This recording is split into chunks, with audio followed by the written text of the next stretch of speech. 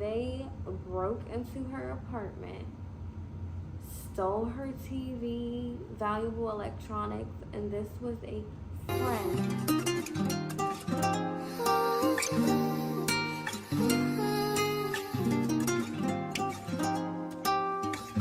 Hey y'all, it is Roya here, and yes, I'm sitting in my living room.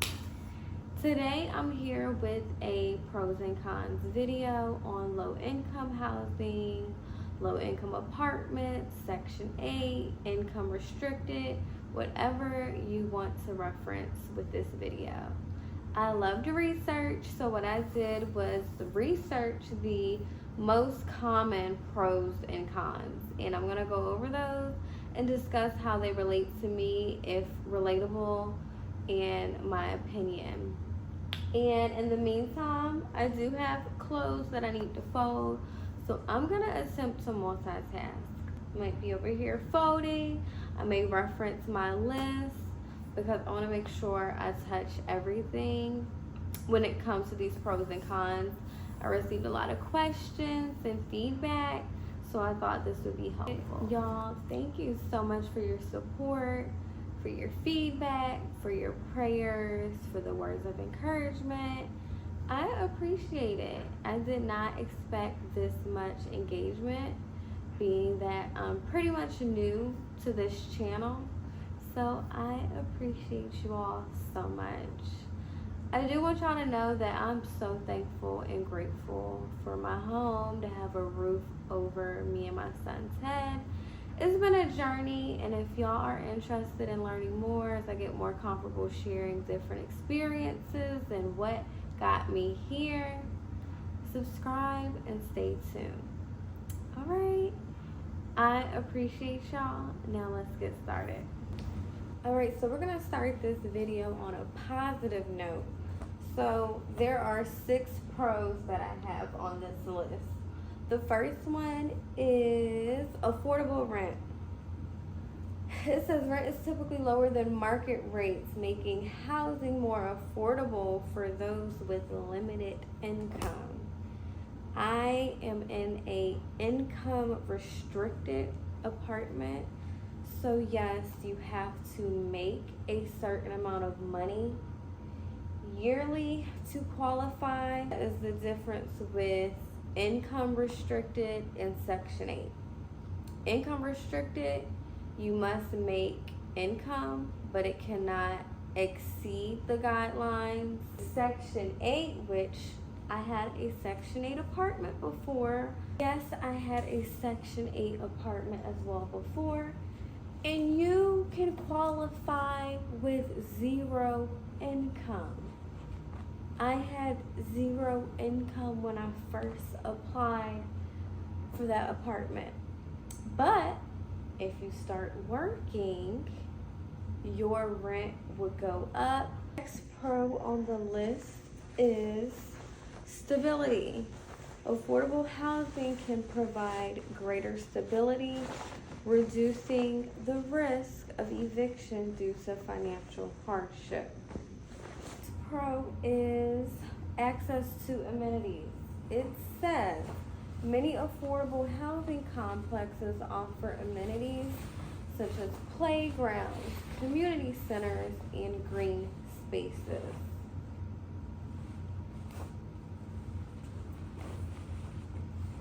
Here I go, selling at multitasking. But my complex does not have amenities. Luckily, we are in a city, so as far as a playground, we can drive to a nearby park or playground. The only amenity I would say we really have, if this is considered an amenity, is the laundry room for the tenants that do not have a washer and dryer in their unit. The next pro is community support. It says living among others with similar financial situations can foster a sense of community and mutual support. I do not really socialize or hang out with anyone in my apartment building, nor do I wish to. When I first moved here, it was not welcoming. The vibe wasn't a friendly, welcoming vibe, and I didn't expect it to be. But over time, there are neighbors that will speak, and I do speak back. If you speak to me, I'll speak to you, but you'll have people in this building who you could tell, like, the energy isn't the best. So I stay in my lane, do what I gotta do. I don't parlay around here, hang out. I'm in and out. Mind my business. Don't come knocking on my door. No, you can't borrow no sugar. No.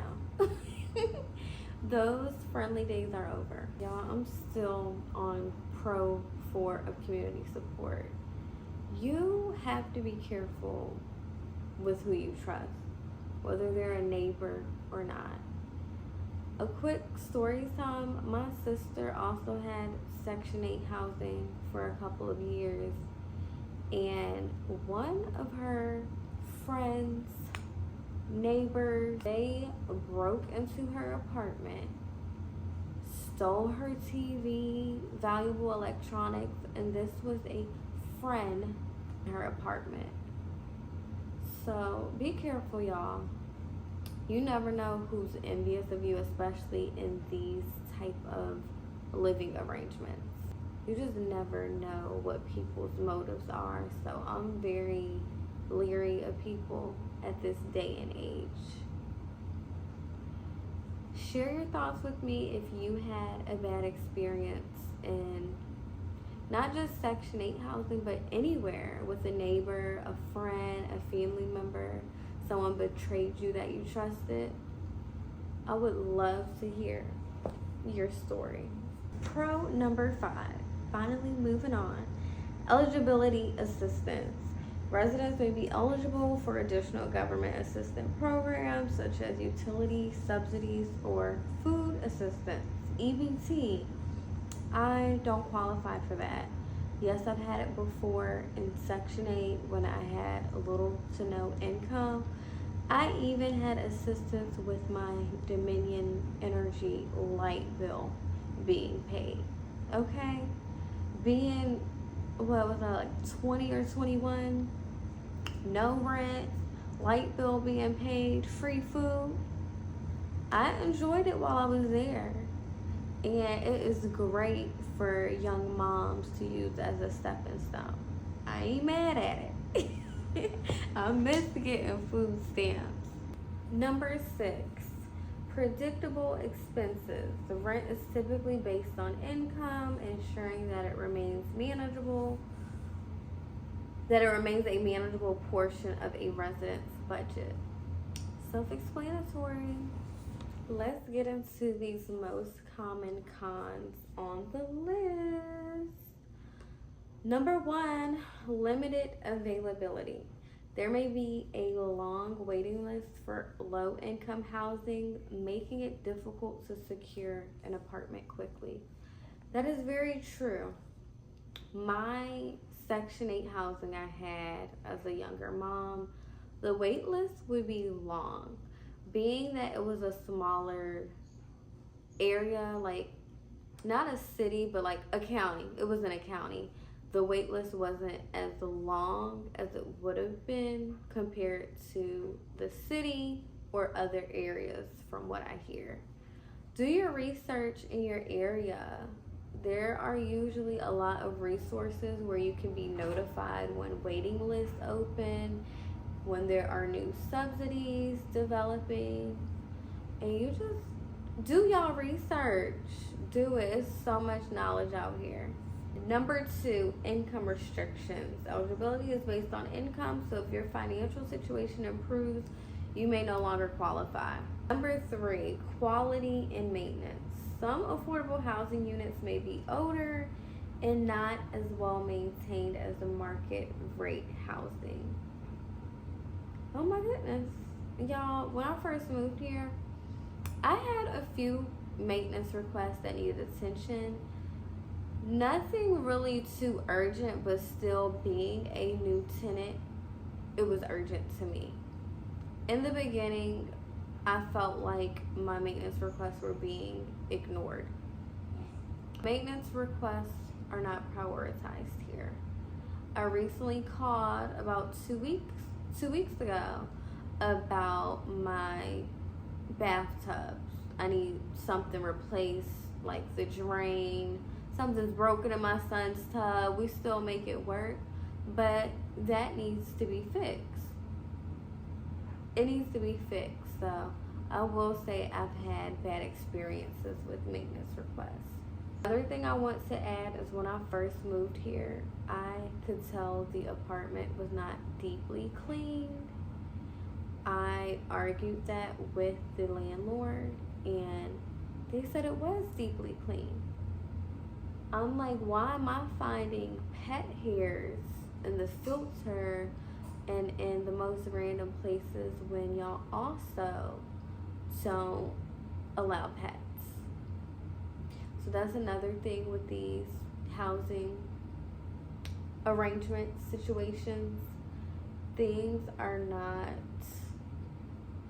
always taken care of and properly maintained.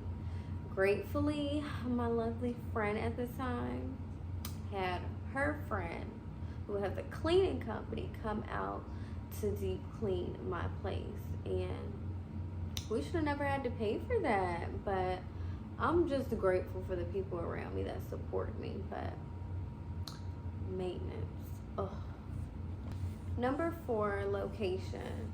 Affordable housing is not always located in prime areas, which can affect access to jobs, schools, and amenities. Y'all see how I got distracted? I knew trying to fold and talk and look at this, but we getting it done. We are getting it done. I have nothing but time on this rainy day today. But the only thing I have to mention as far as location is it can be unsafe depending on your area. Living where I am now is definitely not how I was raised. It initially was out of my comfort zone.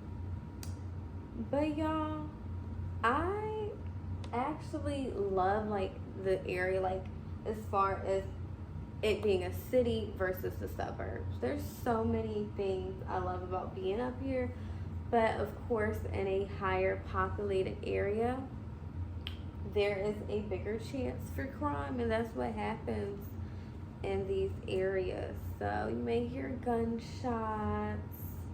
I have the Ring app. I don't have a Ring camera here, but I do have the Ring app to where I can still be notified about crime in the area. I love that. I highly recommend that if you don't have it, even if you don't have the Ring camera on your door. That way you set up your zip code to the area you're in. You'll know everything that's been reported by your neighbors that do have the Ring, and you can know what's going on. So I be knowing what's going on. When I first moved here, I did have concerns about safety. Like, a few of my neighbors' cars had windows busted out, and I really wanted to know, did that happen here or did that happen somewhere else? Another thing about the area I'm in, you hear about cars getting stolen all the time. What else? As far as my building, y'all, we have a key fob to the back entrance of the building. That was broken for a while. So allegedly, and per some reviews I found after moving in, there would be homeless people coming in, trying to sleep in the hallways in the building, urinating in the hallways. I heard some things from neighbors and looking at reviews. So when I first moved here, I was very scared for my safety because it was a secured building, front door, access code, key fob. We got a side fire emergency door in the back, key fob security entrance, and you telling me that was broke and anybody can come in? I didn't like that. Number 5, stigma. There can be a social stigma associated with living in low-income housing, which may affect self-esteem or social interactions. I feel like I briefly touched on that, but I don't have much to say on that. Number 6, regulations and restrictions. There may be more regulations and restrictions compared to market rate housing, such as guest policies or pet policies. Okay, now I have something to say about that one. So 2 things. 1, when I moved here, on my lease, it says no pets allowed, but clearly with the pet hair found in my unit, you could tell someone had pets. And of course, if it's a service animal, I definitely understand that you would get an exception. The building is supposed to be a non-smoking building, but when I had my tour, I pointed out the signs to my landlord, like, oh, this is a non-smoking building. And she was like, girl, I know you smell that smoke in here. These people be doing what they want. And y'all, that was a red flag, but needing somewhere to move in a short period of time, I ignored a lot of red flags. So, smoke-free building, but people smoke, personally isn't a big deal for me. But what if it was? You know what I'm saying? Like, if the lease says a certain thing and I know I'm moving into an apartment because of certain restrictions caught my attention, then I would expect that, just like at a market rate housing home or an apartment, they do not play about their rules. So we should be treated the same. Lastly, number 7, limited mobility. Y'all, if y'all can't tell, I'm getting tired. I just got tired out of nowhere. I was up late. Folding these clothes made me a little sleepy. Sitting here in my robe got me a little. So I'm sorry if I seem like my energy went because it did. Alright, so limited mobility. Moving to another affordable housing unit can be challenging due to similar income restrictions and availability issues elsewhere. As a little conclusion here, y'all, it says while low income restricted affordable apartments offer crucial financial relief and stability for those in need, they also come with potential challenges related to availability, location, and possible social stigma. Evaluating these pros and cons can help determine if this type of housing is the right fit for your needs. Alright, so again, y'all, these are random pros and cons that I researched. If you're interested in learning more, do your research based on where you live. And I hope this video is helpful. You don't know what is going on behind those closed doors and outside those windows. So y'all, let's keep that in mind. Let's be judgment free and positive. Alright, y'all, I'm off of here. I'm going to relax and enjoy the rest of my rainy day. Please check out my clean with me, clean my apartment video if you haven't already. And again, thank you for all of the support. Until next time.